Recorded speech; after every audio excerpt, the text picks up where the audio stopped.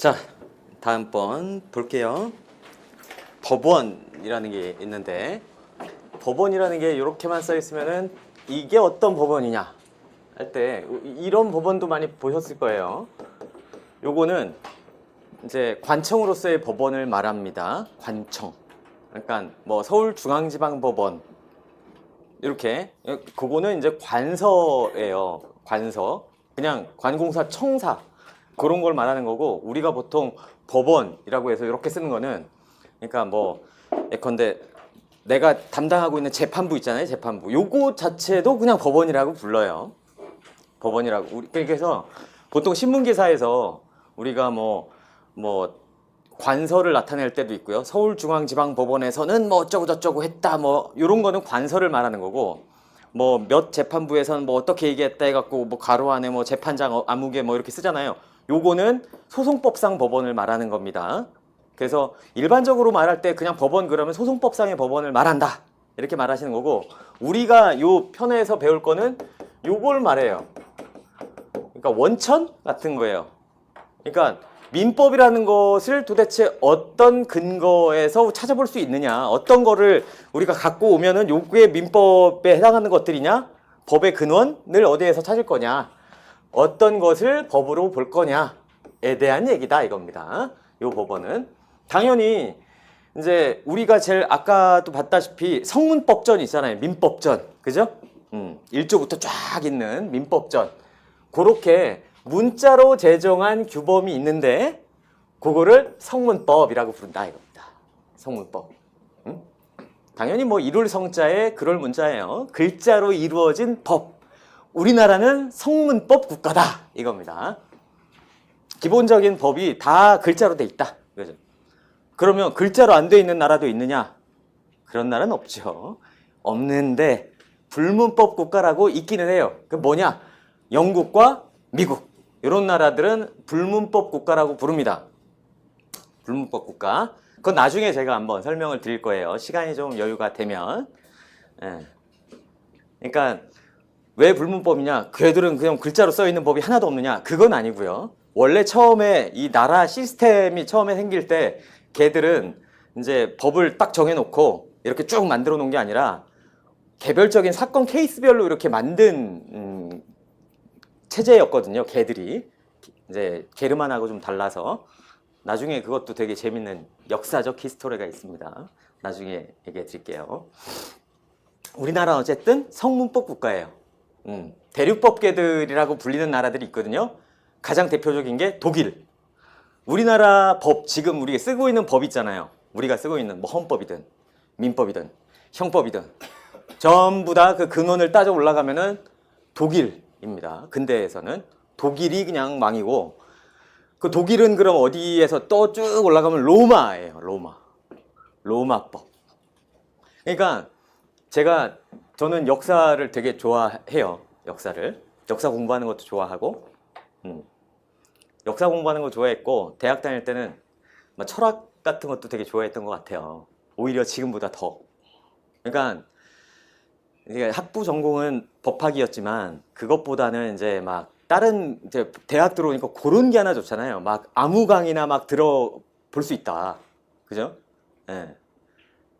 그러니까 90년대에 제가 대학을 다녔는데, 이 90년대 학번까지만 해도 IMF 전이었기 때문에 취업에 대한 걱정도 뭐 잘 모르겠고, 그냥 막 먹고 대학생이었거든요. 전부 다. 그죠? 주로 도서관에서 공부하는 거는 가방 혼자 하고 있고, 이제 다 사람 다 실종. 다 그런 상황이었어요. 예. 그죠? 그게 이제 다 그런 게 날아간 게 이제 IMF. 그죠? 그냥 안녕 빠이빠이.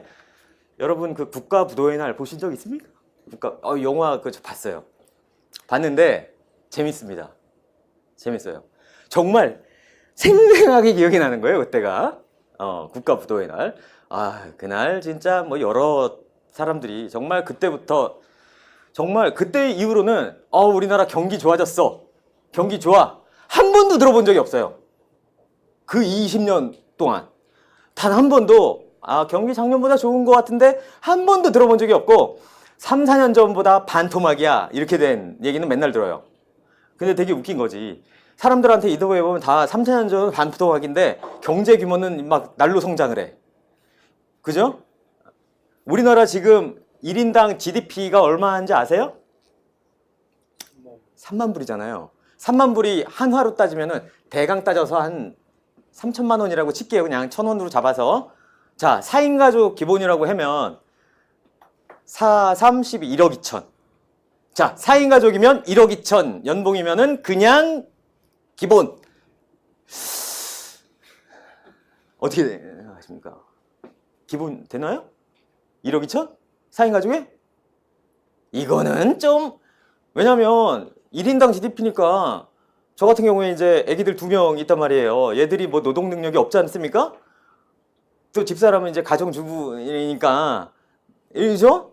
아, 이게 GDP의 함정. 그죠? 그런 게 있어요. 예, 하여튼 IMF 이후로 이렇게 됐는데, 옛날 진짜 끔찍했습니다. IMF 때.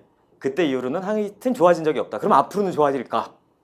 앞으로도 뭐 그냥 뭐 그렇다. 그러니까 앞으로도. 그러니까 저성장기가 사실 우리한테는 익숙하지가 않잖아요. 우리나라는 워낙 고도 성장을 했던 나라고 전 세계적으로도 유례가 없는 나라이기 때문에. 유례가 있긴 하죠. 독일, 일본도 있구나. 뭐 하여튼 있긴 있네요. 하여튼 국가에서 문자로 제정한 법이 있다. 대표적인 게 법률. 법률은 어떻게 만드느냐? 요즘 국회의원들이 뭐 하는지 모르겠습니다. 저는 요즘 안 보게 되는 게 몇 가지가 되는데, TV를 안 봐요. TV 안 본 지 1년 넘었어요. 예. 뉴스는 전혀 안 봅니다. 예. 안 보고. 국회의원들이, 재적의원은 그러니까 여기에 제적돼 있는 수, 그러니까 선출된 숫자가 아니고요. 예컨대 뭐 중간에 죽을 수도 있고 한 거니까 자격이 날아갈 수도 있고 하니까 지금 카운팅 돼 있는 숫자, 그거의 절반 이상 출석해야 되고요. 출석한 사람의 절반 이상이 찬성하면은 법률로 통과가 됩니다.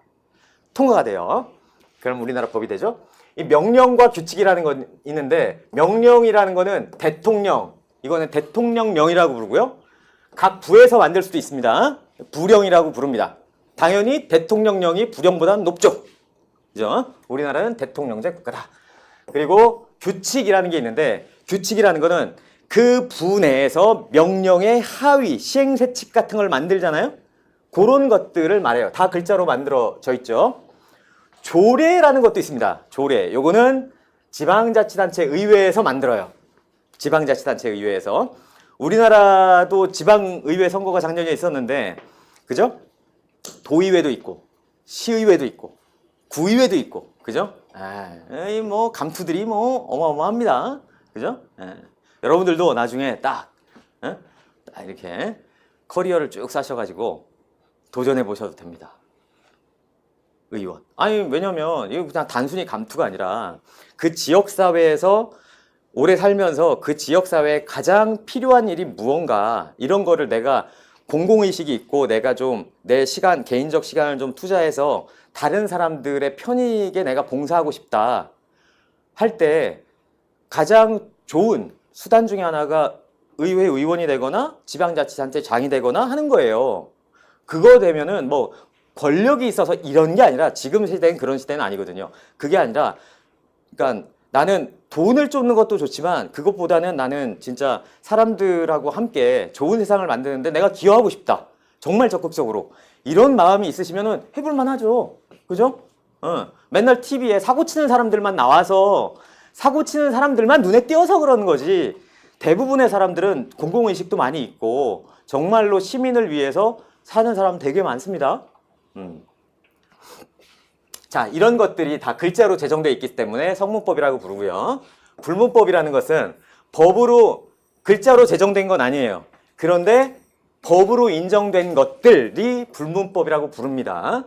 글자로 안 이루어져 있다. 가장 대표적인 게 관습법이라는 게 있네요. 요거 관습법. 어떤 관습이라는 건 어떤 관행이 있어요. 관행이 있는데 여러 사람들이 그 관행을 따르다 보니까 안 지키면 안 되겠구나라고 서로 간에 의식적 합의가 되는 것들이 있다는 거죠. 그런 것들을 국회에서 법으로 만들진 않았지만 법적인 지위를 부여해 주는 겁니다. 사람들끼리의 오랜 관행이 있고 이런 것들이 사람들 사이에서 이 관행은 어기면 안 돼. 이렇게 뿌리 깊게 잡혀 있다. 라고 본다면 그냥 법적 지위를 인정해 주는 게 있어요. 이것도 되게 예외적인 경우 아니겠습니까? 성불법 국가에서 예외적인 겁니다. 그래서 우리나라에서는 요 정도 일단 기억해 두시면 좋죠. 예. 요거는 어떻게 이제 관습법상 법정지상권 이거 물권에서 설명드릴 거고요. 분묘기지권 요것도 물권에서 다 물권에서 설명드릴 겁니다. 오늘은 첫날이기 때문에 이런 게 있다는 정도만 그냥 상견례 정도 상견례 정도만 하시면 돼요. 상견례 해도 시험장에 가서 찍어야 되잖아요. 그죠? 외워야 된다 이겁니다.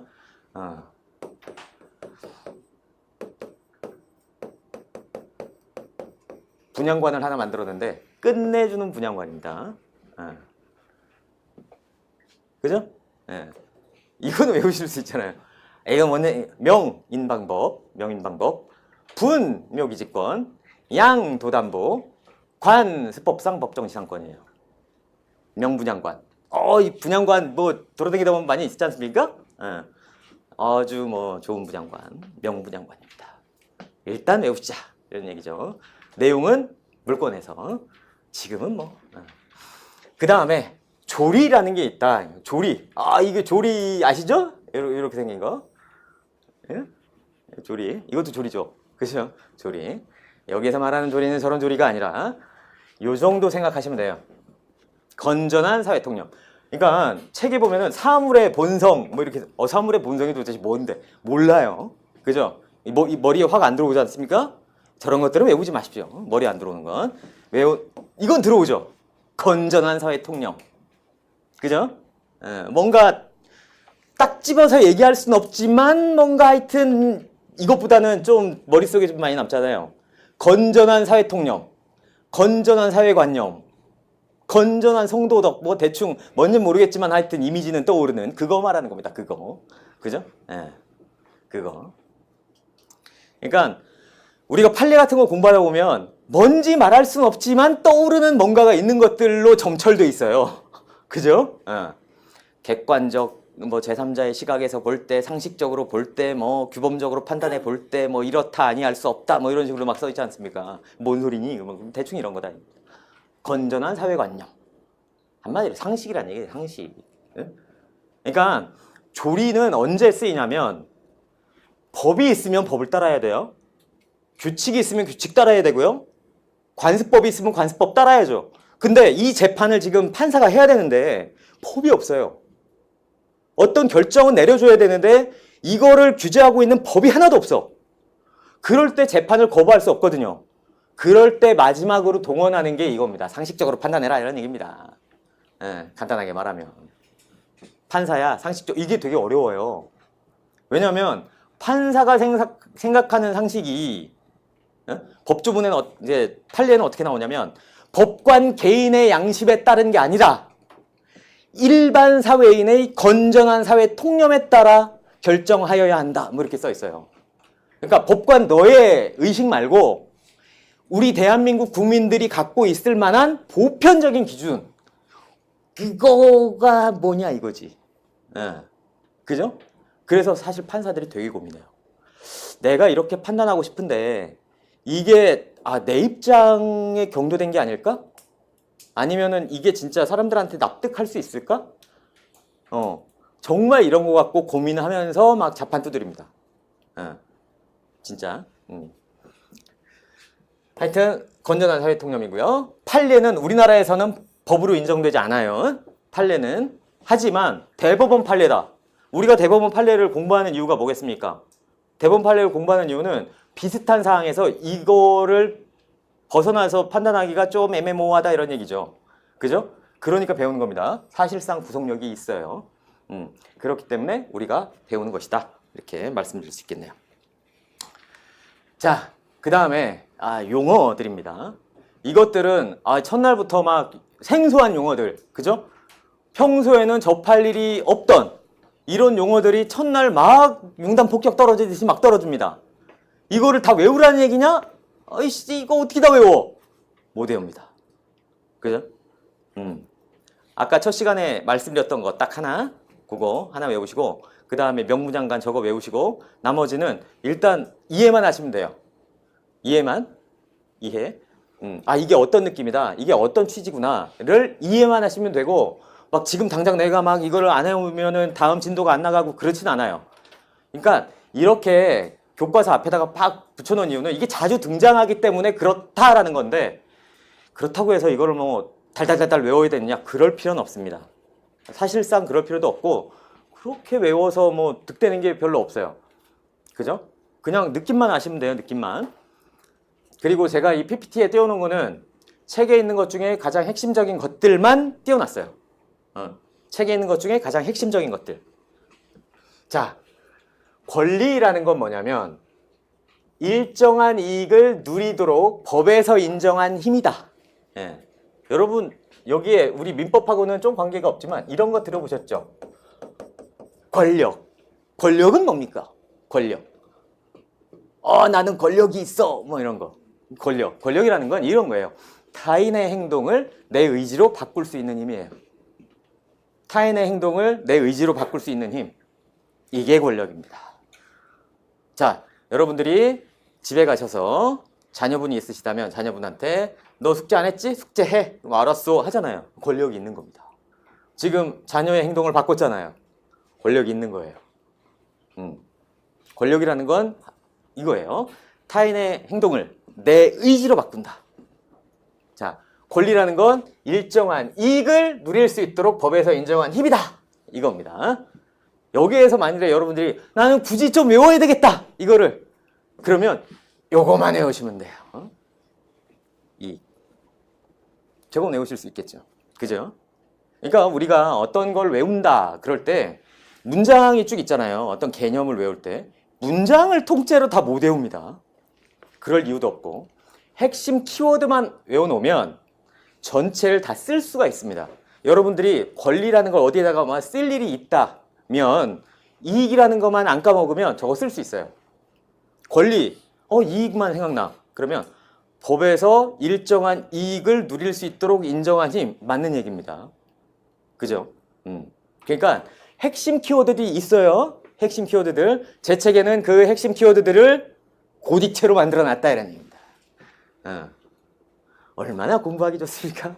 물론 공부하기 좋든 나쁘든 외워야 된다는 부담은 그죠? 뭐 나는 외우는 데는 젬병이니까 그럴 땐 자주 보시면 돼요. 잘 안 외워진다 그러면 눈에 익숙하게 만들어 놓는 게 제일 중요해요. 눈에 익숙하게 만들어 놓는다. 안 외워진다. 나는 보면 까먹고 이거 당연한 겁니다. 특히나 법학의 특성은 휘발성이 대단히 높습니다. 휘발성. 책을 딱 보고 있다가 딱 덮는 순간 그냥 다 날아갑니다. 머릿속에서 싹 날아가요. 예. 다음에 딱 보면은 이제 이해되는 것 같다. 뿌듯해. 딱 덮으면은 두 발짝 딱 떼는 순간 다 날아갑니다. 나만 이런가? 아니에요. 다 그렇습니다. 다 그래요.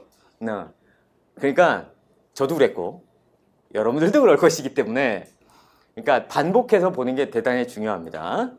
법학에서는. 그러니까 오늘 이거 못 외우겠는데 이거 어떡하지? 이런 생각하지 마시고 그냥 마음의 여유를 갖고 어차피 시험 실력은 여러분 공부하는 거 시험 실력은 이렇게 올라갑니다. 이렇게 올라가지 않아요. 아시겠죠? 이렇게 올라가요. 자, 이렇게 되잖아요. 여기가 합격선이라고 보면 여러분들이 상당 기간 공부를 해도요. 난 열심히 했어. 해도 계속 바닥입니다. 계속 바닥이에요. 진짜입니다. 근데 그 시점을 지나고 나면 급격하게 올라가게 돼 있어요. 그리고 이런 경쟁 시험에서는 항상 있는 게 뭐냐면 유리천정이 있습니다. 항상 여기까지는 올라갔다가 뚝 떨어지지. 그쵸? 아쉽게 하나 차이로 떨어졌다 뭐 이런 거 있잖아요. 하나 차이로 떨어졌는지 10개 차이로 떨어졌는지 모르겠지만 하여튼 남들한테야 뭐 어차피 후딱 가는 것도 아닌데 하나 차이로 떨어졌어. 나의 때 컨디션 마누라가 아침에 그 잔소리만 했어도 뭐 이렇게 나오는 거지. 그죠? 요걸 넘기 위해선 요 시간을 잘 버티셔야 된다. 시험 공부는 여러분의 실력이 이렇게 올라가는 게 아니에요. 이렇게 갑니다. 여러분들은 지금도 바닥이지만 요거 다 끝나도 바닥이에요. 예, 이걸 인정하셔야 돼. 그러면 심화 강의가 다 끝나도 여전히 바닥이에요. 그럼 언제쯤 이 바닥에서 좀 탈피할 것 같으냐? 딱 보면은 기출문제 강의 끝날 때쯤이에요. 아, 그러면 내가 이제 좀 바닥에서 나온 듯, 이제 좀 익숙한 듯 이렇게 되는 겁니다. 그러면서 요때 4, 3, 2 아까 있잖아요. 4, 2, 1 요거 딱 하면 피크를 팍 찍어서 합격하는 거죠. 요게 시험 공부입니다. 그러니까 우리는 요거를 피크를 올리기 위해서 요게 필요한 거예요. 줄도 치는 거고 에딩펜도 긋는 거고 그죠? 공부도 하는 거고. 그러니까 요 시기 잘 버티셔야 돼요. 예. 이렇게 안 올라갑니다. 이렇게 갑니다. 권한이라는 거는 권한. 요거는 대리 같은 거예요. 이거는 뭐냐? 법적 지위예요. 타인의 권리를 대신 행사할 수 있는 그런 법적 지위. 이런 것들을 권한이라고 부릅니다. 권능은 권리를 이루고 있는 개개의 힘. 아까 소유권에는 사용, 수익, 처분 이렇게 할 수 있다고 그랬잖아요. 요런 것들이 권능이에요. 그러니까 소유권리에는 처분권능이 있다. 이렇게 말할 수 있는 거죠. 그죠? 소유권리에는 뭐 수익권능이 있다. 이렇게 표현할 수 있는 겁니다. 개개의 힘들이다. 개개. 요거 외우시면 되겠죠? 권능은 개개. 개개의 용이다. 권원이라는 것은 정당화하는 법률상 원인 이렇게 부르는 거죠. 그러니까 내가 집에 살고 있는데 집주인이 와가지고 너 나가 이렇게 하는 겁니다. 아니 나는 당신하고 임차 계약을 했고 나는 의무 위반한 게 하나도 없어. 나는 임대차 계약상에 뭐가 있다? 권원이 있는 거죠. 그러니까 난 안 나가도 돼 이런 얘기입니다. 상대방의 어떤 주장을 막을 수 있는 적법한 법률상 원인이 있다. 요럴 때 쓰는 게 권원이에요. 권원. 의무는 일정한 행위를 해야 하는 법적인 구속이다. 이겁니다. 법적인 구속. 이게 의무예요. 의무. 여기에는 생소한 용어 등장이죠. 자기 의무, 부자기 의무. 자기 의무라는 건 자기는 어떤 행동, 액션을 해야 되는 거예요. 액션을 해야 되는 거. 그게 자기입니다. 부자기는 어떤 액션을 하면 안 되는 거예요. 어떤 액션을 하면 안 되는 거. 예를 들자면 여러분들은 지금 살인죄라는 규정 알죠? 사람을 살해한 자는 어쩌고 이렇게 돼 있잖아요. 여러분들은 지금 요 자리에 앉아 있음으로 해서 살인죄에서 부과하고 있는 사람을 죽이지 말라는 부자기 의무를 수행 중인 거죠. 그죠? 이런 겁니다. 살인죄에서는 뭘 부과하고 있느냐? 부자기 의무를 부과하고 있어요. 사람 죽이지 말라고. 그죠? 이런 게 부자기 의무예요. 하지 말라는 겁니다. 하지 말라는 거. 그죠? 이것도 하지 마, 저것도 하지 마. 사람도 죽이지 말고, 폭행도 하지 말고, 그죠? 강도도 하지 말고. 저 자기의 의무는 대표적인 게 민법에서 볼만한 거는 이제 변제 의무. 돈 주라는 얘기입니다. 그죠? 적극적인 액션을 통해서 돈 주라. 이런 거. 이런 것들이 자기 의무죠. 저 자기와 부자기 의무 중에 뭐가 메인이겠어요? 당연히 자기죠. 그죠? 자기 의무가 메인입니다. 그 다음에 권리의 종류. 이거는 진짜, 이거는 내용만 그냥, 이 의미만 알고 계시면 돼요. 외울 필요는 없고. 요 위에까지는 좀 알아두시면, 외워두시면 좀 도움이 되는, 그죠? 나중에 고객들을 만났을 때, 이렇게 썰풀기 좋잖아요. 아는 척하고, 막 이렇게. 그래서, 그래야 수수료라도 몇 푼 더 받지. 능력 있으셔? 막 이러면서. 자, 재산권. 재산권은 이제 재산을 대상으로 하는. 그러니까 금전적 교환 가치가 있는 재산들을 대상으로 하는 민법상의 권리들. 이런 거고, 비재산권은 그런 금전적 교환 가치가 없는 것들을 말하는 거죠. 가족권, 뭐 친권 같은 거 있잖아요. 친권. 이거 뭐 친권은 애를 양육하거나 보호하거나 뭐 이런 데 소용되는 권리인 거지. 이거 무슨 돈으로 뭐 사고 파는 게 아니지 않습니까? 이런 것들을 말하는 거죠. 요거는 뭐 친권 같은 거. 재산권은 이제 물권, 채권 이런 걸 말하는 거죠. 다 재산적 가치가 있는 것들입니다. 우리 민법에서는 요게 메인이죠. 그죠? 우리는 요거 잘 안 다룹니다. 우리는 가족법을 배우지 않아요. 그죠? 민법이 민법 총칙, 물권, 채권, 가족법 이렇게 되어 있는데 그죠? 가족법은 우리는 배우지 않으니까. 그 다음에 작용상으로 지배권이라는 게 있어요. 지배권. 지배권이라는 건 어떤 대상을 그야말로 지배하는 권리를 말해요. 지배하는 권리. 지배하는 권리. 그러니까 예컨대 여러분들이 볼펜을 하나 갖고 있다.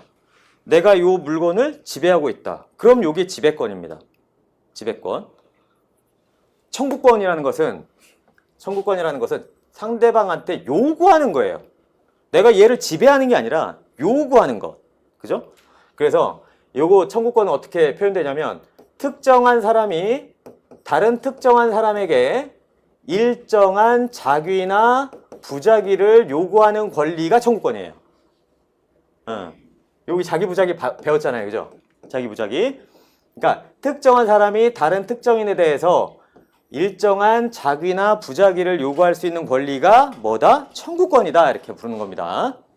이거는 뭐만 외우면 되냐면 자기 부자기만 외우면 돼요.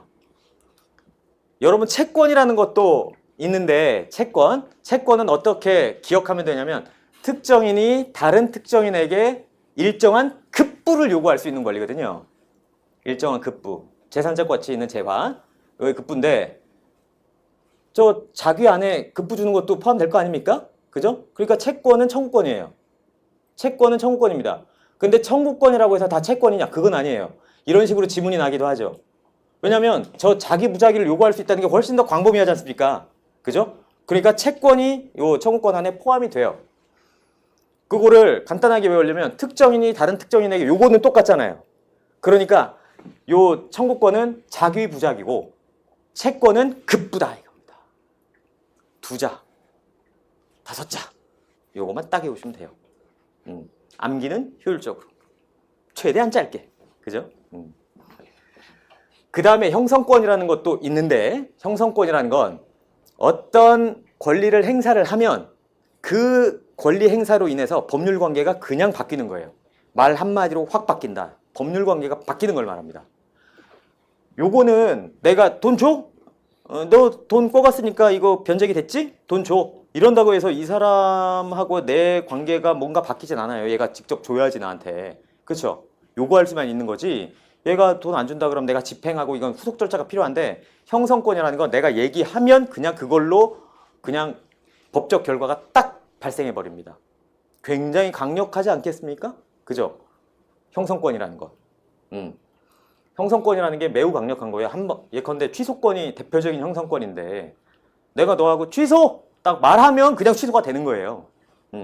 상대방이 오케이, 노 할 필요도 없습니다. 그냥 취소권자가 나 취소할래? 그러면은 말이 떨어지면 바로 그냥 효과가 발생하는 거예요. 그러니까 형성권은 아무에게나 인정해 주진 않죠. 아주 예외적으로 인정해 줄 겁니다. 왜냐면 워낙 강력하니까.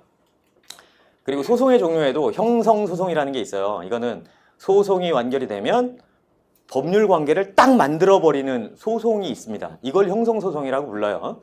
똑같이 법률 관계를 딱 만들어버린다는 게 똑같잖아요. 대표적인 게 이혼입니다. 이혼 판결을 할 때는 제일 처음에 주문에 어떻게 나오냐면 갑과 을은 이혼한다 이거예요. 그냥 이혼한다예요. 이혼한다. 그러면 이혼이 된 겁니다. 그냥 판결 하나로 법률 관계를 탁 만들어 버리죠. 이혼된 거예요. 그렇게 되면. 그 다음에 항변권은 저지. 저지하는 거, 물론 저지항변권, 연기항변권도 있는데 하여튼 막는 겁니다. 상대방이 청구를 하잖아요. 그러면 이렇게 세트인데 청구하면 내가 항변할 수 있는 겁니다. 청구하면 항변하는 이렇게 세트예요. 이렇게 막는 거예요. 돈 내놔 이렇게. 너 돈 빌려갔잖아. 돈 줘. 이렇게 하는 게 청구라고 했죠. 막는 겁니다. 야, 너 어제 갚았잖아 내가. 변제항변이라고 불러요. 이런 걸. 그러면은 얘가 돈 나한테 달라고 한 걸 내가 탁 막아버리죠. 이거를 항변이라고 부릅니다. 여러분들이 지금은 이해만 하시면 돼요. 아, 이게 무슨 뜻이다. 이렇게. 경합이라는 게 있고 권리의 경합, 권리의 충돌이 있는데 권리의 경합은 같이 뛰는 거잖아요. 같이 뛰는 거. 권리의 경합은 같이 뛰는 거. 요거는 부딪히는 거예요. 그죠? 요거는 이렇게 2개 이상이 나온다는 거죠. 어떤 대상에서. 권리가 2개가 동시에 나온다? 같이 뛴다. 뭐 그 중에 하나가 꼴이긴 하겠지만, 그죠? 요게 경합이고요. 요게 충돌입니다. 서로 대립된 거죠. 그죠? 이미지가 일단 확 다르죠. 경합은 어떤 대상에서 권리가 한 개가 아니라 여러 개가 나온다는 겁니다. 여러 개가 나올 수 있다. 그죠? 충돌은 부딪히는 겁니다. 어떤 대상을 놓고 부딪히는 거예요. 여기에서 우열을 가려야 되는 거죠. 일단 이미지를 그렇게 갖고 계시면 돼요.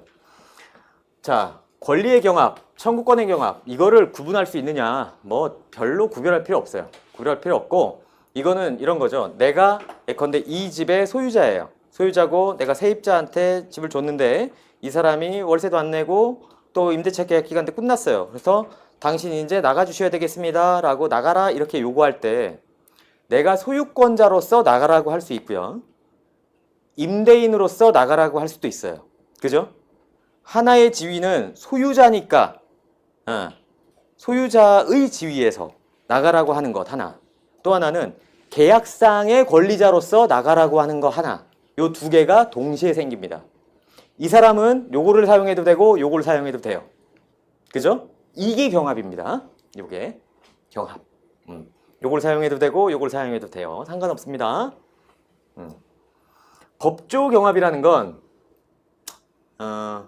이거는 실제 경합은 아닌데, 이거는 실제 경합들이고, 실제 경합은 아닌데 경합처럼 보이는 것을 말해요. 이게 대표적인 게 뭐냐면 공무원이 어떤 불법 행위를 했을 때 국가에다가 이제 피해자가, 그죠? 피해자가 소송을 제기하는 겁니다. 예를 들자면 어떤 게 맞냐면, 뭐 예를 들자면 도로를 이렇게 지나가다가 갑자기 막 뭐 전봇대가 이렇게 틀어져 가지고 내 차가 박살이 났다. 그러면은 이 전봇대 관리하는, 그죠? 지방자치단체라고 치면 지방자치단체에다가 요거 관리하는 사람이 이거 부실하게 만들어 가지고 요거 설치한 사람이 부실하게 만들었어. 얘가 부실하게 만들었다. 얘가 잘못한 거예요. 이 직원이.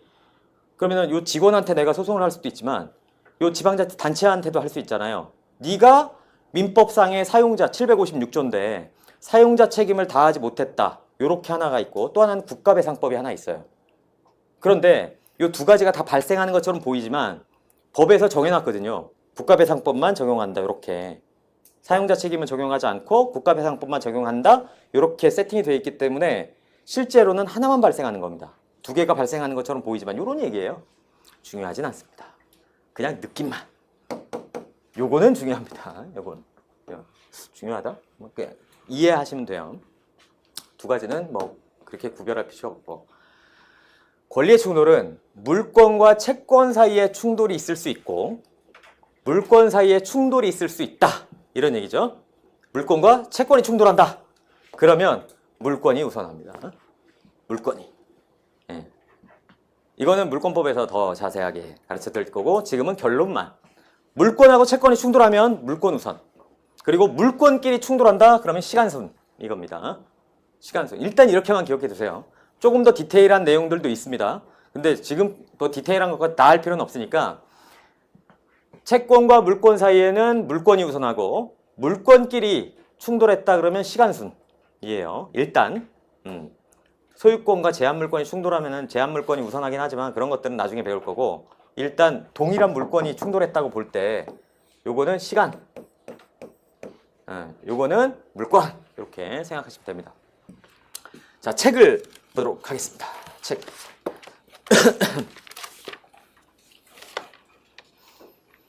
자, 몇 페이지를 보시냐면 2페이지 보겠습니다. 페이지. 페이지. 자, 보면 서설 이렇게 있죠. 실질적 의미의 민법에서 사법, 공법 이렇게 되어 있고요. 사법이라 함은 사인 간의 법률 관계를 규율하는 법으로서 사적 자치가 허용되는 법을 말하고, 공법은 공적 질서에 관한 법률 관계를 규율하는 법을 말한다. 이렇게 되어 있고, 얘 보면은 사법은 뭐 민법이나 상법 이런 게 있고, 공법에는 뭐 행정법, 형법, 각종 소송법 이런 것들이 있다. 이런 거죠. 옆에 보면 사회법이라는 게 있죠. 이건 뭐냐면, 사회법은 간단하게 말씀드리면 사적인 관계인데 공적 규제를 하는 거예요.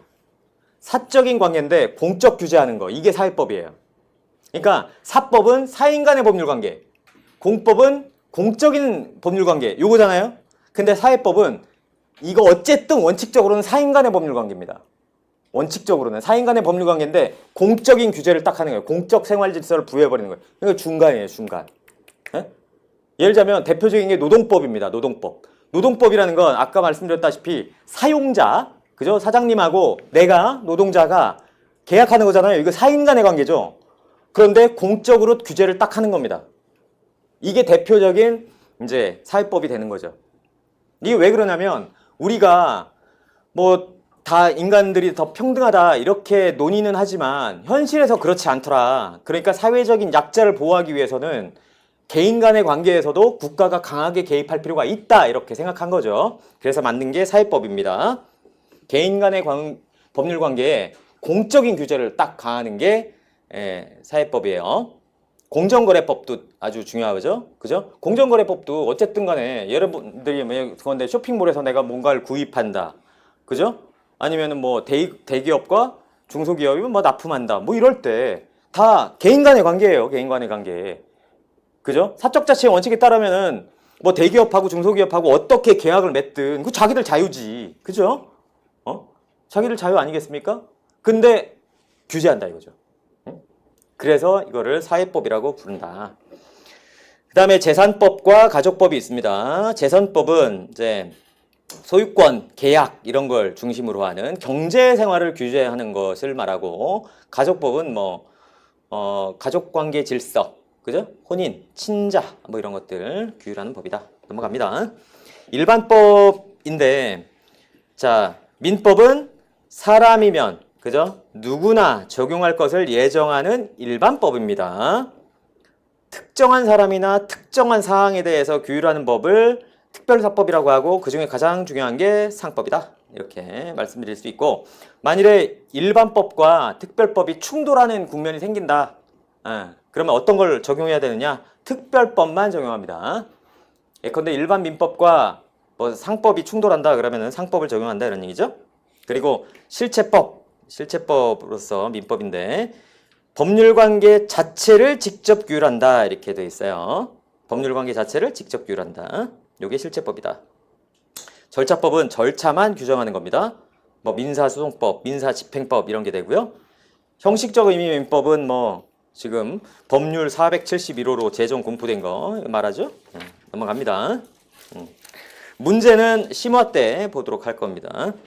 자, 민법의 기본 원리 보면은 계약 자유의 원칙이 있고요. 그 밑에 보면은 굵은 글씨로 돼 있는 게 있네요. 계약 체결을 할지 말지 계약 체결의 자유가 있고 상대방 결정의 자유도 있고요.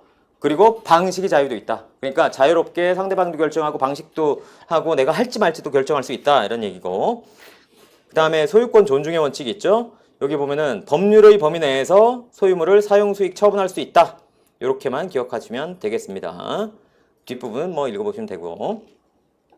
제가 지금 읽어드리는 부분 위주로 줄치시면 돼요. 아시겠죠? 위주로. 그리고 이제 저는 책에다가 어떻게 놨냐면 그러니까 이렇게 책에 보시면 이렇게 과실책임의 원칙 해가지고 의의 해가지고 과실책임의 원칙이란 이렇게 돼 있죠.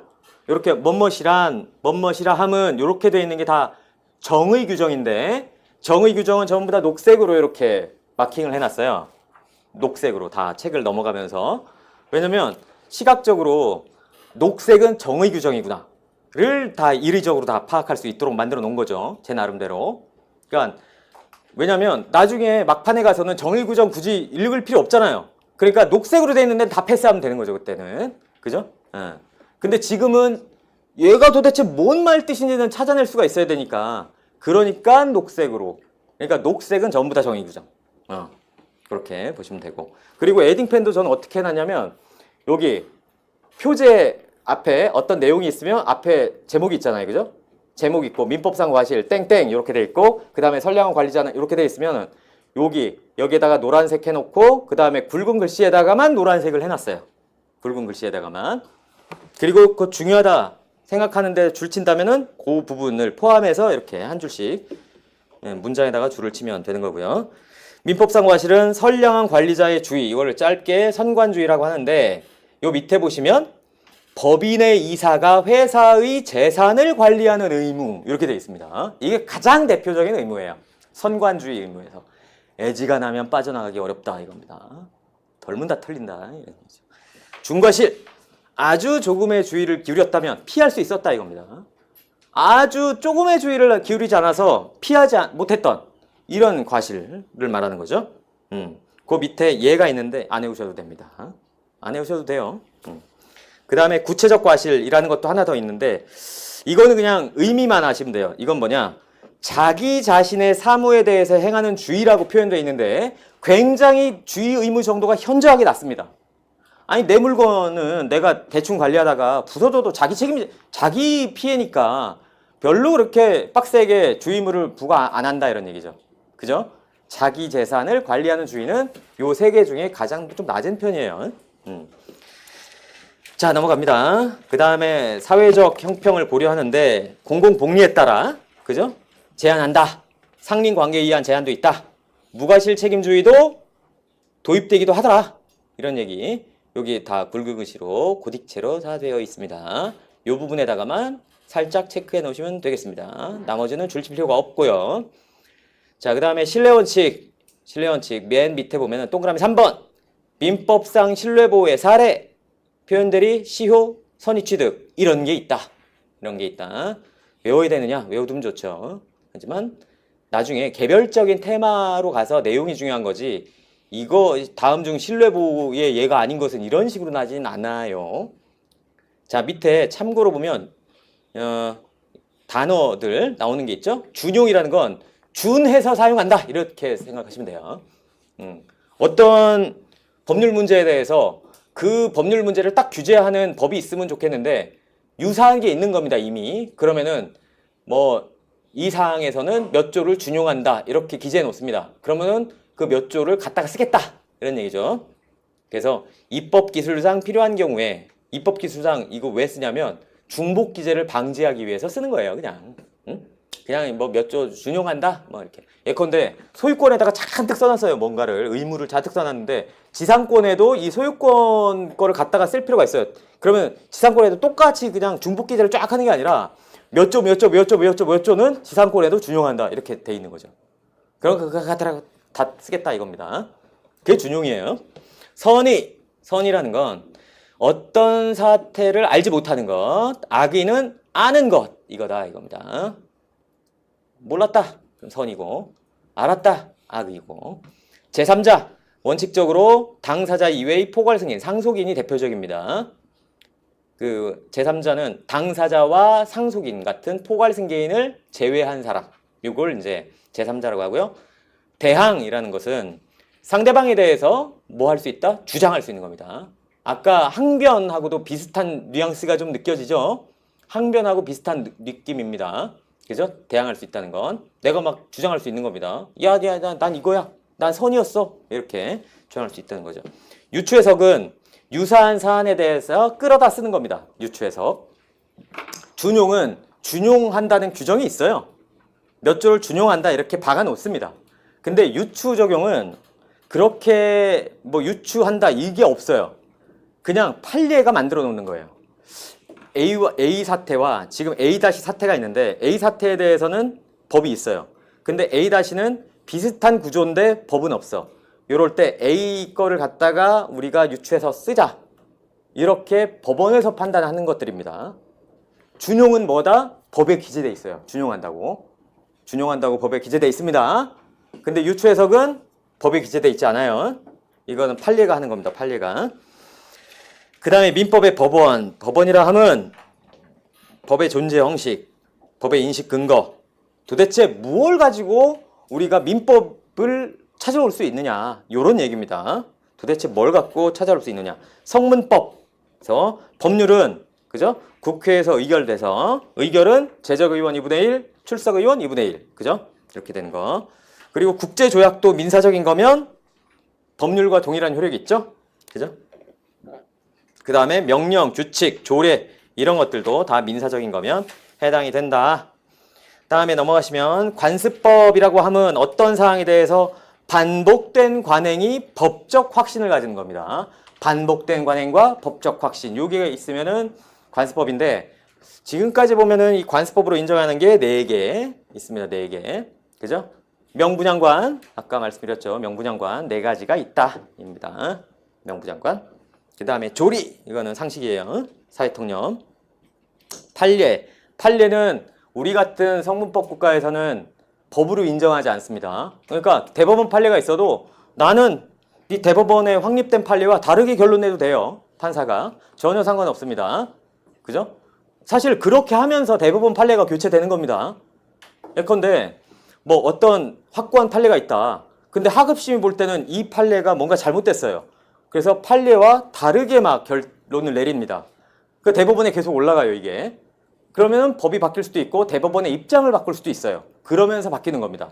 그러니까 그 사실은 이 계속 밑에 하급 판사들이 대법원 판결만 그대로 따른다고 해서 옳은 판사가 아닙니다.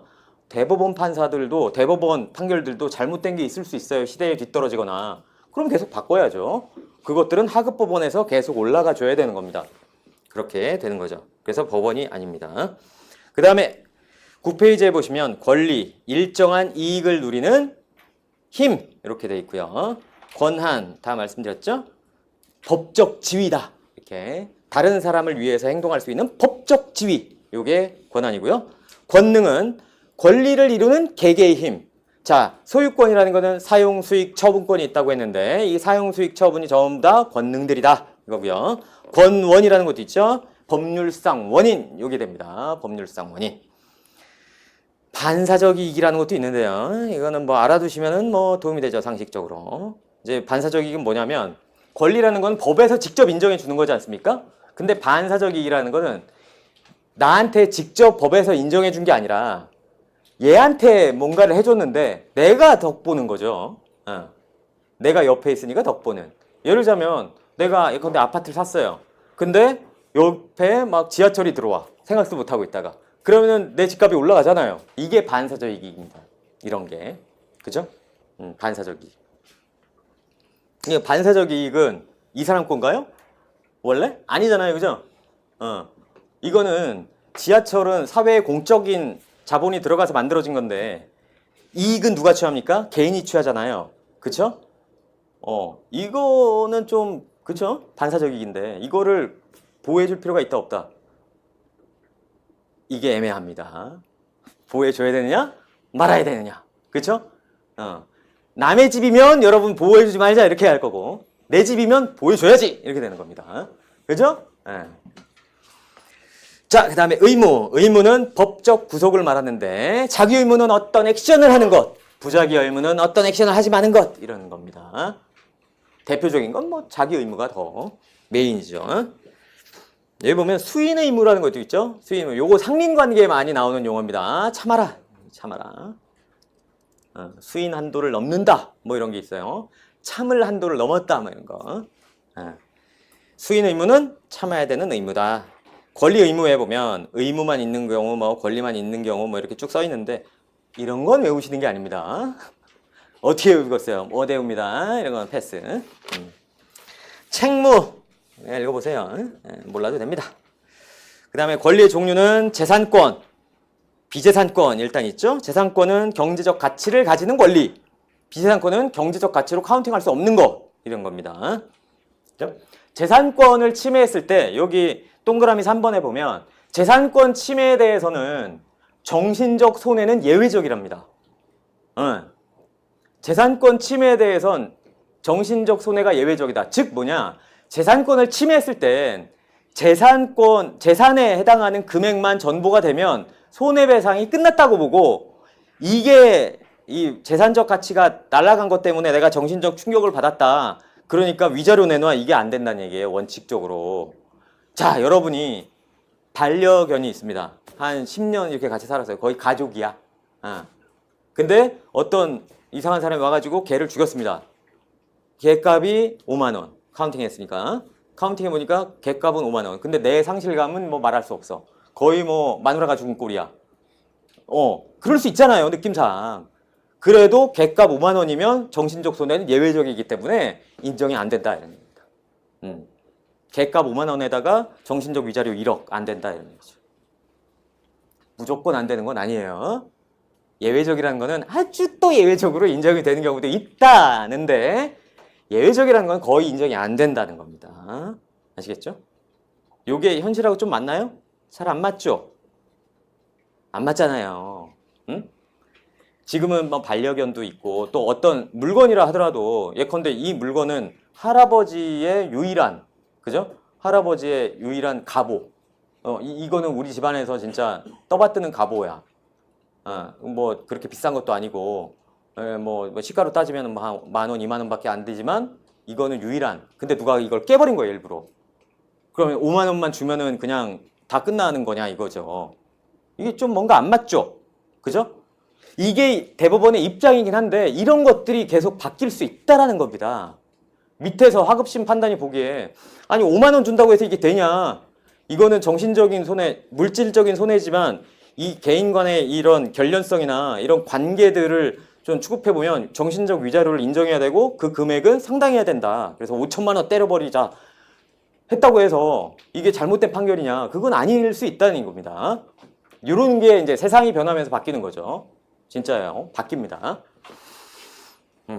어쨌든 이렇게. 그래서 얘 보면 100만 원짜리 집안의 가부를 파손한 경우에도 재산 피해 100만 원이 전부되면 정신적 전부라는 거는 전부 보상된다 이런 뜻입니다. 정신적 손해도 전부 보상된 것으로 봅니다. 지금은. 근데 앞으로도 그럴 거냐? 그건 몰라요. 자, 비세상권은 재산적 이익이 아닌 거죠. 뭐 대표적인 게 이제 뭐 가족권 이런 게 있고요. 지배권, 이거는 지배하는 겁니다. 대표적인 게 물권이에요. 물권. 물권은 물건을 지배하는 권리입니다. 그야말로 물권이라는 건. 지금은 용어만 이해하시면 돼요. 이런 데서는. 그 다음에 청구권은 특정인이 다른 특정인에 대해서 일정한 자귀부자기를 요구할 수 있는 권리가 있다. 그래서 대표적인 게 채권이다. 왜냐하면 채권이라는 거 뭡니까? 특정인이 다른 특정인에게 일정한 급부를 요구할 수 있는 권리고, 급부를 요구한다는 거는 액션을 요구하는 거죠. 자귀. 그죠? 그래서 대표적인 게 채권이 있지만 채권뿐만 아니라 다른 것도 있어요. 우리가 앞으로 많이 보게 될 물권적 청구권이라는 것도 있다. 일단은 그 정도. 그 다음에 형성권은 일방적인 의사표시로 법률관계를 딱 만들어버리는 겁니다. 법률관계를 딱 만들어버리는 것. 그죠? 그래서 작용의 요거는 조금 중요합니다. 일방적인 걸로 법률관계를 확 만들어보니까 상대방한테 예상할 수 없는 피해를 줄 수 있어요. 그죠? 그러니까 여기에다가 함부로 조건이나 기한 같은 거 못 붙입니다. 조건, 기한 못 붙여요. 함부로 철회 같은 것도 인정하지 않습니다. 일방적으로. 야, 나 이거 취소! 했다가, 아이, 취소. 이렇게 했다가 상대방의 지위가 왔다 갔다 할 수 있기 때문에 조건과 기한은 원칙적으로 못 붙인다. 원칙적이라는 건 또 예외가 있다는 얘기죠. 근데 원칙반 기억하시면 되겠다. 그렇죠? 항변권은 급부를 거절할 수 있는 권리. 연기적 항변권은 아예 상대방의 청구를 없애버리지 못한다. 없애버리지 못하고 미는 겁니다. 이렇게 쭉 밀 수 있다. 연기적 항변권은. 영구적 항변권은 상대방의 권리를 아예 없애버리는 겁니다. 항변으로서. 다르죠? 하나는 그냥 미는 거, 하나는 없애버리는 거. 이렇게 되는 거죠. 한정승인이라는 게 있죠. 한정승인. 요거는 뭐냐면, 자, 아버지의 재산이, 내가 이제 아버지한테 상속을 받아야 되는데 아버지의 재산이 대충 한 5억, 아버지의 부채가 5억이 넘는 것 같아. 이럴 때는 옵션이 몇 가지가 있죠. 상속 포기. 내가 포기하게 되면 후순위 상속권자들한테 넘어갑니다. 그죠? 그러니까 법에 규정되어 있는 상속권자한테 다 포기해야 돼요. 만일에 아버지가 예컨대 빚이 많아가지고 내가 상속 포기를 했어. 그러면 2순위 상속권자한테 넘어가요. 2순위 상속권자가 넘어가면 얘도 포기했어. 자녀도 포기시켰어. 그럼 누구한테 넘어가냐? 사촌한테 넘어갑니다. 사촌한테 얘기도 안 해주고 있다가 통지서가 막 그쪽으로 날라와. 그러면은 이 집안 박살나는 겁니다. 포기할 때는 다 포기하는 겁니다. 다. 응? 법에 규정되어 있는 사람 다. 포기. 포기는 플러스 마이너스 따질 거 없이 그냥 다 터는 거고, 한정승인은 아버지한테 받은 적극 재산, 플러스 재산 내에서 마이너스 재산을 다 털겠다. 이런 얘기예요. 빚잔치 하고 끝내겠다. 더 이상. 그 얘기입니다. 채무 면제 항변. 이거는, 야, 네가 나 돈 갚지 안 갚아도 된다고 얘기했잖아. 면제 준다며. 이런 얘기죠. 그 정도. 그 다음에 절대권은 누구에게도 주장할 수 있는 거. 상대권은 특정인한테만 주장할 수 있는 거. 뭐 이런 거고요. 일신전속권은 그 사람한테만 속한 권리를 말해요. 채권이라는 거야. 뭐 채권을 내가 딴 사람한테 넘길 수도 있고 뭐 이렇죠. 근데 친권 이런 거는 내가 친권자인데 내 친권을 내 친구한테 야, 내 친권 가져. 못하죠? 그죠? 요 사람한테만 귀속돼 있다. 그래서 요거를 일신전속권이라고 부릅니다. 일신전속권. 기대권 몰라도 됩니다. 그리고 사건의 경합 충돌 보호 넘어가시죠. 책에 아까 설명한 걸로 충분하다. 봅니다. 그 다음에 자, 요거만 잠깐 보시죠. 자, 법률관계. 법률관계라는 게 뭐냐? 법률관계 이제 나오는데요. 법에 의해서 규율되는 관계를 법률관계라고 부릅니다. 아유, 너무 쉽죠? 법률관계가 뭐냐? 법에 의해서 규율되는 관계. 그냥 관계는 관계인데 법에 의해서 규율되지 않는 관계도 있느냐? 아, 많죠. 여러분들이 집에서 가족들하고 생활할 때 법률관계만 있는 건 아니잖아요, 그죠? 그냥 일상적으로, 그죠? 밥 먹고 뭐 밥 차려라 뭐 어쩌고 해라, 이게 다 법률관계는 아니죠, 그죠? 밥 차려, 안 차려? 소송. 이게 아니잖아요, 이게. 예? 그러니까 이런 것들도 있어요. 법적인 구속을 받을 의사가 없는 이런 관계도 존재합니다. 지금은 뭐 이런 게 잘 없지만 옛날에는 이렇게 시골길 같은데 이렇게 가다 보면은 이제 동네 사람들 다 이렇게 끌고 가다가 어디가? 타. 내가 나도 거기 가는겨. 태워줄게. 하고 이렇게 가잖아요. 태워주잖아. 이런 게 호의관계인 거죠. 지금은 그런 문화가 없어졌죠. 워낙 범죄자들 막 강호순 뭐 이런 새끼들이 있어가지고 아주 그냥 그러니까 우리나라는 그런 문화들이 되게 많았는데, 그쵸? 옛날에는 진짜 많았어요. 옛날에 학창 시절만 해도 버스에 딱 타면 어르신들이 딱 이렇게 앉아 계신다. 그러면 학생 가방 줘. 그럼 가방 다 이렇게 받아주고, 저도 이렇게 앉게 된다. 그럼 친구들 가방, 모르는 친구들도 다 가방 받아주고, 앉는 애가 그거 다 해주거든요. 그죠? 이렇게 다 앉고 있다가 어르신 오시면 일어나서 이렇게, 그럼 어르신 또 앉잖아요. 그럼 어르신이 더 받아주고, 이런 문화, 이게 다 호의관계인 거죠. 그죠? 만일에 이렇게 받았다가 이거를 이렇게 놓쳤어. 그래서 뭔가 안에 있는 김치 도시락 김치가 깨졌어. 그러면은 이거를 손해배상을 해야 되느냐, 뭐 이런 문제가 이제 발생하는 겁니다. 호의관계는 법적인 구속을 받을 의사가 서로 간에 없기 때문에, 그죠? 이행 청구가 안 돼요. 우리나라는 지금 또 그런가? 이런 거 있잖아. 내가 다음에 밥 한번 살게. 뭐 이런 거. 이게 뭡니까? 다음에 또 보자. 뭐 이런 얘기 아니겠습니까? 다음 주에 내가 또 한테 한턱 쏠게. 뭐 이런 거. 그죠? 다음 주가 됐어. 금요일이 됐는데 연락이 없네? 이 자식 소짝 날려. 이거 아니다 이겁니다. 그럼 너 뭐 해야지. 근데 미국 사람들하고 얘기할 때는 그렇게 함부로 얘기하면 안 돼요. 걔들 진짜 기다리거든. 그죠? 우리나라는 다음에 밥 한번 먹자 그러면 다음에 또 보자 뭐 이런 얘기지. 진짜 뭐 밥 먹자. 차 마시면 안 되나? 차 사줘. 그러면 소송? 왜 밥이 아니야? 밥도 5,000원? 이 자식이. 야, 스테이크는 소송. 이게 아니라. 근데 이 불법행위는 성립할 수 있다. 이게 뭐냐면, 이 김씨, 나 이거 앞에 타. 얘가, 이렇게 가다가 실수로 전봇대를 들이받은 거야. 얘 전치 3주. 이럴 때, 호의관계니까, 법률관계, 내가 너한테 돈 받은 것도 아니고, 호의니까, 내가 너한테 채무불이행도 아니고, 내가 너한테 불법행위도 아니냐. 그건 아니다 이거죠. 불법행위가 될 수는 있어요. 이 사람이 실수해가지고 얘가 다쳤으면은 아무리 호의관계여도 불법행위가 되죠. 이 사람한테 손해배상 해줘야 되는데 감액해줄 수 있어요. 감액 가능. 그 호의관계 때문에 감액이 가능하다 뿐 불가능한 건 아닙니다. 요거 하나 기억하시면 되고요. 자, 권리라는 게 발생했다가, 그죠? 막 이리저리 변경했다가 그 다음에 없어지기도 하고 뭐 이렇게 됩니다. 그죠? 권리가 발생하는 거는 원시 취득.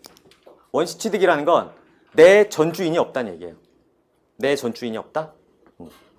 여러분들이 이제 막 취미 생활을 하려고 도자기 굽기를 한다. 그래서 찰흙을 갖다가 도자기를 하나 하면서 구워냈어요. 도자기 하나 딱 만들어 놨잖아요. 원시 취득입니다. 이런 게. 요 도자기에 대해서는 전주인이 없잖아요. 그죠? 그러니까 요거는 원시 취득이에요. 원시 취득. 그죠? 승계 취득은 전주인이 있는 겁니다. 자, 내가 이렇게 딱 만들었는데, 옆에 친구가, 이거 되게 멋있다. 내가 5만 원에 살게. 그래서 내가 넘겨줍니다. 이렇게. 그럼 얘 입장에서는 전주인이 있잖아요. 이 물건에 대해서. 그러니까 얘는 승계 취득 이렇게 되는 거죠. 이러면서 권리가 변경되기도 합니다. 변경되기도 해요. 소유권자가 바뀌기도 하고, 그죠? 소유권의 내용이 바뀌기도 하고, 그죠? 이리저리 바뀌는 과정을 거쳐서 없어지겠죠. 예. 도자기가 아들놈이 이렇게 막 돌아다니다가 툭 쳐가지고 퍽 깨지는 거죠. 쓰레기가 된 겁니다. 그러면 물권 소멸, 그죠? 그리고 쓰레기통, 몽둥이 이렇게. 자, 이렇게 되고 책에 뭐 이렇게 박스로 해가지고 막 이렇게 나뭇가지로 막 되어 있는 게 있는데 이거 어떻게 이거 외워? 외우는 거 아닙니다. 외우는 건 아닌데 외우는 건 아니지만 기억해야 될 게 세 가지. 그러니까 뭐냐면 자주 등장하기 때문에 기억해야 된다는 거예요. 이 세 가지 정도만 알고 계시면 돼요. 이해만 하시면 돼요. 외울 필요가 있느냐? 달달달달 필요 없어요. 그냥 이거는 이런 거구나 만 아시면 돼요. 뭐냐? 용태와 사건이라는 게 있어요. 용태와 사건. 용태는 뭐라고 그러냐? 정신작용이 하여튼 필요한 것. 정신작용이 필요한 것. 그게 용태랍니다. 하여튼 정신작용. 어떤 정신작용인지 몰라도 하여튼 머리에서 뭔가 굴려가지고 나와야 된다는 거예요. 사건은 정신작용이 필요 없는 것. 일단 정신작용이 필요한 거 용태. 정신작용이 필요 없는 거 사건. 이렇게. 자, 그 다음에 의사표시와 준법률행위가 있어요. 자, 의사표시는 뭐냐? 내심의 의사를 외부에 표시하고 그에 따라 효과가 발생한다. 이렇게 되어 있습니다. 그에 따라. 예. 자, 머릿속에 정신작용이 있어요. 내가 저거를 사서 먹고 싶어. 이런 뭐 하여튼 머리가 있어. 내 주머니에 돈 있나? 1,000원 있네. 해가지고 내 그 목적 있잖아요. 하고 싶은 거. 그거를 얘기한 거예요. 그럼 내가 1,000원을 내면 저 물건의 소유권을 내가 갖고 올 수 있다. 이런 게 있죠. 요게 내 의사에 따라서 완성이 되는 겁니다. 내 의사에 따라서. 그죠? 내 의사에 따라서 법률 효과가 완성되는 게 의사표시고, 준법률행위라는 거는 내심의 의사가 외부에 표시하는 거 똑같아요. 똑같은데 그 효과는 법률 규정에 따라 나오는 겁니다. 요게 달라요. 내심의 머릿속에서 뭔가 굴려가지고 얘기하는 거는 똑같습니다. 그죠? 똑같은데 머릿속에서 굴려서 나오는데 이 머릿속에서 나온 내 의도대로 결과가 나타나는 게 의사표시인 거고, 내 머릿속에서 나오긴 했지만 그 내 머릿속에서 나온 요 데이터에 대한 결과값은 법에 정해 놓았다는 거. 이게 준법률행위예요. 하나는 내 의도대로 나오느냐, 또 하나는 법에 규정된 대로 나오느냐. 다릅니다. 법률 규정. 요거는 그에 따라. 요거 다르죠? 다릅니다. 하나는 내가 아무리 생각해도 이 법에 규정된 거와 다른 효과를 못 준다는 거예요. 얘는 법률 규정이 있으니까. 얘는 자기가 생각하는 거대로 나오는 겁니다. 그죠? 의사의 통지와 관념의 통지라는 게 준법률행위의 대표적인 것들인데, 준법률행위 둘 다 머릿속에서 나오는 거예요. 똑같이 머릿속에서 나오는데, 의사의 통지는 자기의 의사, 뭔가 바라는 겁니다. 얘는 바라는 것. 목적하는 게 있는 거죠. 바라는 것을 외부에 표시하고 그 효과는 법률 규정에 따라 나오는 게 의사의 통지랍니다. 바라는 거가 있어요. 그런데 관념의 통지는 내가 뭔가 의욕하는 거, 바라는 거, 원하는 게 아니라 어떤 사실만 얘기하는 거예요.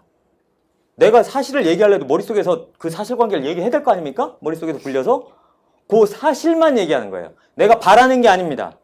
사실만 얘기하는 거. 요게 사실, 요거 있죠? 그죠? 어렵습니다. 머릿속에서 막, 그죠? 지금 내가 철학자가 돼야 되나? 뭐 이런 생각도 좀 돼야 돼요. 특히나 대륙법계 국가에서는 머리를 많이 굴려야 됩니다. 이게 도대체 뭔 소린가? 하고. 자, 용태는 정신작용. 의사표시는 내 의사에 따라 결과 발생. 준법률행위는 하여튼 내 머릿속에서 뭔가 나오긴 해. 그런데 법 규정에 따라 효과 발생. 그죠? 의사의 통지는 내 의사, 내가 뭔가 바라는 거를 얘기해. 그러면 준법률행위이기 때문에 법에 규정돼 있어요. 그 효과는. 근데 관념의 통지는 내가 바라는 게 아니라 내가 어떤 사실만 얘기하는 겁니다. 사실만.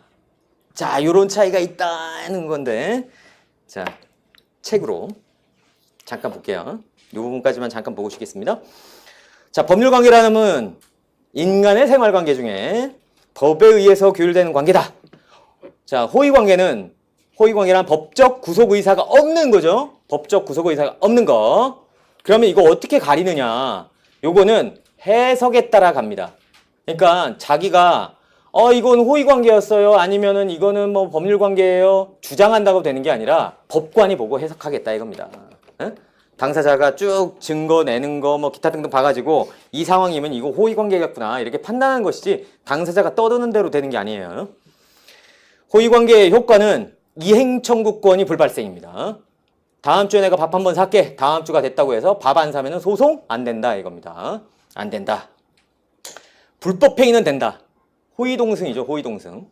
그죠? 호의동승이라는 게 김씨 타 고거까지 가니까 데려다 줄게. 요거. 요거에서 가다가 사고가 났을 때 요때 불법행위 책임져요. 교통사고 이렇게 했으니까 그거에 대한 손해배상은 해줘야지. 근데 이 사람이 돈 받고 태워주는 게 아니잖아요. 그냥 좋은 일을 하려고 태워준 건데 사고가 났으니 좀 깎아줄 수 있다 이런 얘기죠. 상식적이지 않습니까? 그런 얘기예요. 옆집 아이를 봐주게 됐어요. 이것도 호의로 위탁받은 거잖아요. 내가 지금 급하게 어디 가는데 우리 아들 뭐 유치원에서 이렇게 오면 좀 데려다가 같이 놀리고 있어. 내가 뭐 몇 시간 후에 많잖아요. 그죠? 이웃끼리는. 근데 내가 이렇게 옆집 아이를 데려다가 같이 하는데 이렇게 뭐 따뜻한 코코아를 데워줬는데 뭐 지들이 놀다가 이렇게 쏟았다. 그래서 약간 뭐 데웠다. 뭐 이럴 때 너 이거 소송 그런 경우를 말하는 거죠. 그럴 때 배상 책임이 있다 그럴 수도 있지만 깎아줄 수 있다는 겁니다. 그런 관계 때문에. 그죠? 그 다음에 법률 요건과 법률 효과라는 게 있는데 법률 관계의 변동을 일으키는 원인이 법률 요건이고요. 그에 따라서 효과가 발생하는 게 법률 효과죠. 이거는 법률 요건, 법률 효과, 이건 용어 정도만 일단 머릿속에 넣으시면 되고요. 원시 취득, 종래 없던 거, 전주인이 없다는 거예요. 없던 거 만들어진 거죠. 그죠? 아까 말씀드렸다시피 도자기를 내가 지금 금방 하나 만들었다, 뭐 이런 거. 그죠? 승계 취득은 전주인이 있는 겁니다. 내가 이어받은 거예요. 이어받는 것도 여러 가지가 있어요. 하나는 전주인이 있는데 아버지의 재산을 내가 상속받는 것처럼 그냥 플러스건 마이너스건 그냥 가리지 않고 뭔가를 지정하지 않고 통째로 다 받는 거. 이게 있겠죠. 통째로 다 받는 거. 이런 거. 이걸 포괄승계라고 합니다. 통째로 다 받는 거. 포괄승계.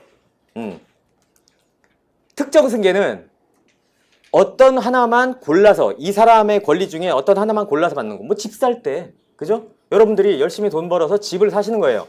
그럴 때는 요 집주인의 모든 재산을 다 한꺼번에 갖고 오는 게 아니죠. 요 집만 갖고 오죠. 이런 걸 특정승계라고 부릅니다. 그죠? 특정승계. 설정적 승계라는 건 전 주인의 재산을 통째로 일부이긴 하지만 통째로 다 갖고 오는 게 이전적 승계라고 부른다면 설정적 승계는 그 중에 사용수익 처분 중에 일부만 갖고 오는 겁니다. 그런 거를 설정적 승계라고 불러요. 용어를 그렇게 약속을 해놨다 이겁니다. 예컨대 은행에다가 저당권을 맡기는 거예요. 저당권 해달라고. 그러면 은행은 저당권이라는 권리를 취득하잖아요. 요게 소유권 중에 일부만 갖고 오는 거죠. 그죠? 일부만. 처분권이라는 일부만 갖고 오기 때문에 요거를 설정적 승계라고 부른다 이겁니다. 일부만 갖고 온다. 그리고 변경 소멸 있고요. 옆에 딱 보시면은 박스가 하나 딱 있고 뭐 이렇게 쭉쭉쭉쭉 나오고 뭐 이런저런 얘기 있는데 다 필요 없고요. 여기에 딱 설명드린 저 세 가지. 여기에 동그라미로 보면 동그라미 1번, 동그라미 3번, 동그라미 5번. 요 정도만 기억하시면 되겠습니다. 동그라미 1, 3, 5. 요거는 기억하셔야 돼요. 특히나 5번. 그리고 3번. 요거 있죠. 자, 동그라미 3번에 보면 의사 표시는 내심의 의사를 외부에 표시하고 그거에 따라 효과가 발생해요. 의사에 따라 효과 발생. 준법률행위는 어때요? 법률의 규정에 따라 발생해요. 법률의 규정에 효과가 딱 정해져 있어요. 예컨대 임대차 계약을 해지한다. 이거 해지를 내가 말을 딱 하면 내가 해지의 결과를 내가 만들어 놔야 되는 게 아니에요. 법에 써 있어요. 해지는 이런 결과 값이다. 이렇게. 해지라고 말은 내가 해야 되는데 머릿속에서 굴려서 말은 해야 되지만 그러니까 저게 의사의 통지죠? 근데 뭔 해야 돼요? 결과값은 법에 있어요. 표현행위에 보면은 의사의 통지와 간념의 통지가 있죠. 의사의 통지는 둘 다 이제 준법률행위여서 법에 규정되어 있습니다. 효과가. 법의 기준 하나는 내가 바라는 거예요. 의사의 통제는. 내 의사를 알린다는 건 내가 뭔가 원하는 게 있어. 그거를 얘기하는 건데 그 결과값은 법에. 관념의 통지는 내가 원하는 그게 아니라 어떤 사실만 얘기하는 거예요. 사실만. 내가 그걸 원하는 게 아니라 그냥 사실만 이거야. 이렇게. 보시면 채권 양도의 통지가 있잖아요. 내가 이 사람한테 채권이 있는데 내가 이 채권을 얘한테 팔았어요. 그러면 채무자한테 나 채권 팔았어 얘기해 줘야 될 거 아니에요. 그죠? 내가 채권을 얘한테 넘겼어를 얘기해 주는 거예요. 나 채권 너한테 내가 받을 돈 있잖아. 1,000만 원 그거 채권 그거 내가 을한테 넘겼어. 이렇게 얘기해 주는 겁니다. 이거는 내가 넘긴 사실 요것만 얘기해 준 거죠. 그죠? 내가 뭔가 의욕하는 게 원하는 게 아니에요. 그냥 넘겼다는 사실만 딱 얘기해 주는 겁니다. 요거고 위에 보시면 무권대리에서 추인 여부 확답 최고에 대한 얘기가 있는데 자 무권대리라는 게 있어요. 대리권이 없다는 거죠 한마디로. 그러니까 상대방이 열받은 거야. 어이씨 얘 대리인도 아닌데 그냥 본인한테 전화한 거예요. 아니 당신 아들이 당신 대리인인 것처럼 이렇게 뻥쳐가지고 당신 집을 팔았는데 당신 이거 어떻게 할 거야 이거 아들내미가 이거 사고 친 건데 당신이 나한테 이거 팔 거 오케이 할 건지 말 건지 얘기해 줘 이렇게 딱 얘기한 거지. 그럴 때 아버지가 나 이거 추인 거절 우리 아들 빵에 보내세요 이렇게 딱 하는 겁니다. 그러면 내가 원하는 게 있는 거죠. 그죠? 원하는 게 있는 겁니다. 추인 거절의 의미를 이 사람은 알고 그 효과는 물론 그죠? 확답 최고에 대한 그 결과값은 법에 정해져 있지만 내가 원하는 게 있는 겁니다. 내가 이거 안 하겠다는 걸 의욕하고 얘기하는 거잖아요. 추인하지 않겠다라는 걸. 그죠? 반대로 그래 아들이니까 추인하겠다 이거 원하는 게 있어요. 그죠? 그래서 의사의 통지와 관념의 통지는 둘 다 준법률행위니까 법에 규정돼 있습니다. 결과값이 당사자의 의사에 따라 막 못해요. 그래서 준법률행위라고 하는데 의사의 통지는 자기가 원하는 게 있습니다. 그걸 얘기하는 거고 관념의 통지는 어떤 팩트만 전달해 주는 거예요. 팩트만. 이거 아마 그냥 어마어마하게 헷갈리셨을 거예요. 헷갈리다가 모르겠다 넘어가 이렇게 많이 넘어가셨죠. 항상 찝찝한 그런 파트인데 요 세 가지만 기억하시면 되겠습니다. 잠깐 쉬었다가 보도록 하시죠.